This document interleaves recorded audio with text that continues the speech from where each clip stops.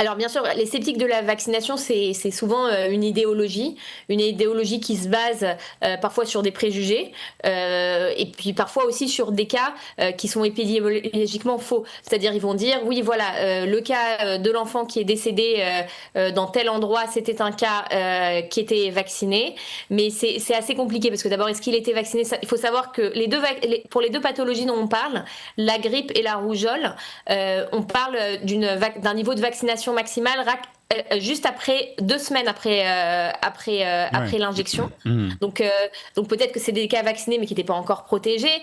Et puis même si c'était des vaccinés, peut-être qu'ils avaient d'autres problèmes d'immunité qu'on ne sait pas.